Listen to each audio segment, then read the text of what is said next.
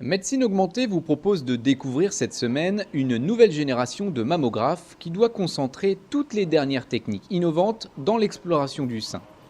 Un appareil dont l'ergonomie a été spécialement étudiée pour améliorer l'expérience des patientes et ainsi favoriser la participation au dépistage du cancer du sein. Des femmes qui ont la possibilité de devenir acteurs de leur examen grâce notamment à la mise en place de la technique d'autocompression. Explication du docteur Philippe Bénilouche. Respirez. C'est une évolution significative et une innovation extrêmement intéressante. Tout d'abord, il améliore de façon très significative le confort des patientes lors de l'examen au travers d'un certain nombre d'éléments d'ergonomie qui vont nous permettre d'obtenir une qualité de compression, une qualité d'exposition et de réalisation des clichés et des images qui de ce fait sont de meilleure qualité. Bon nombre de patientes sont réticentes à la réalisation de cet examen parce qu'elles ont la crainte de la douleur, de la gêne qu'il peut occasionner.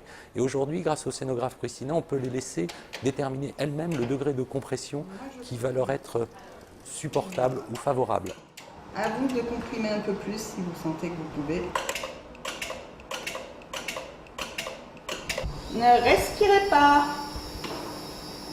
En fait, quand il existe une appréhension quant à la compression, si vous laissez la patiente libre de gérer elle-même le seuil maximum de compression qu'elle est prête à accepter, on se rend compte qu'elle va au-delà de nos attentes et que l'on a des résultats en termes de qualité image et de dose qui sont bien meilleurs. Même chose, l'appareil bouge au-dessus de vous, vous respirez normalement et dans un second temps, je vous demanderai d'arrêter de respirer.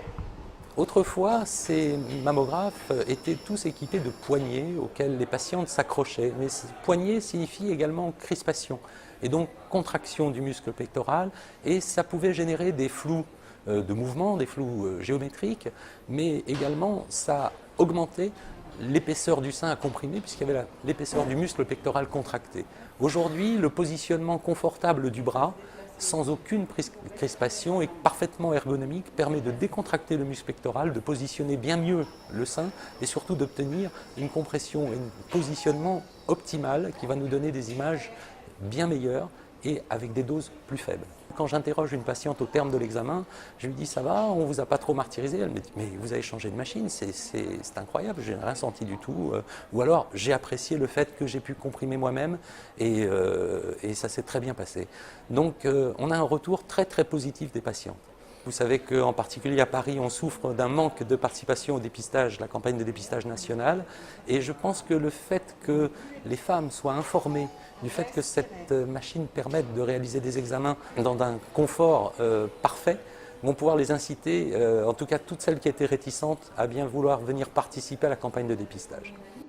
Au-delà d'améliorer le vécu des patientes, cet appareil est au cœur d'un grand projet d'évaluation et d'innovation baptisé MammoNext. Projet qui vise à intégrer en un seul outil toutes les dernières évolutions en matière d'imagerie du sein et de biopsie sous rayon X pour mieux évaluer leurs bénéfices dans la prise en charge. Bien évidemment, on peut réaliser des mammographies numériques 2D, telles qu'on les réalisait auparavant, mais aujourd'hui nous avons la possibilité avec ce scénographe de réaliser des images de tomosynthèse. C'est une imagerie en coupe du sein, ce sont des coupes fines du sein qui permettent de s'affranchir de toutes les superpositions que nous avions auparavant. On peut également réaliser des examens d'angiomammographie, c'est-à-dire c'est une mammographie avec injection d'un produit de contraste qui permet de détecter des petites lésions qui ont une angiogénèse plus marquée et donc qui vont être individualisées dans un sein dense. On a également la possibilité, avec l'arrivée du nouveau robot de biopsie, de réaliser des biopsies sous tomosynthèse. C'est-à-dire que ces petites images qui vont être détectées à l'intérieur des coupes fines que nous aurons réalisées, on aura la capacité de réaliser des macrobiopsies de ces images sous contrôle de la tomosynthèse. Respirez. Ça va ? C'est la fin de votre émission, merci de votre fidélité et à très vite pour suivre un nouveau numéro de Médecine Augmentée.